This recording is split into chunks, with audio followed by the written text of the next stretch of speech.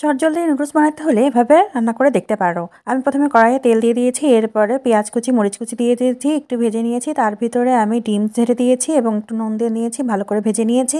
এর ভিতরে আমি টমেটো কুচি দিয়ে দিয়েছি এবং খুব ভালোভাবে ভেজে নিয়েছি।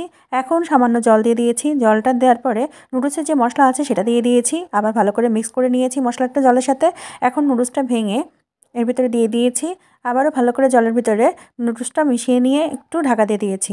খানিকক্ষণ পর ঢাকাটা খুলে আবারও নুডলসটা নাড়েচেড়ে দিচ্ছি, ভেঙে দিলাম। এরপরে আবারও ঢাকা দিয়ে দিচ্ছি।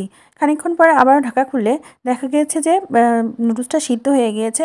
এই পর্যায়ে আমি একটু ভাজা জিরার গুঁড়া এবং টমেটো সস দিয়ে দিচ্ছি। দিয়ে এবার ভালো করে নাড়াচাড়া করে নিচ্ছি, খুব ভালো করে মিশিয়ে নিচ্ছি। ভাজা ভাজা যখন হয়ে যাবে এই পর্যায়ে আমি ধনেপাতা কুচি দিয়ে দিচ্ছি। দিয়ে এটার আবার খুব ভালোভাবে আমি নাড়াচাড়া করে নিচ্ছি। এখন আমি এটাকে তুলে নিচ্ছি।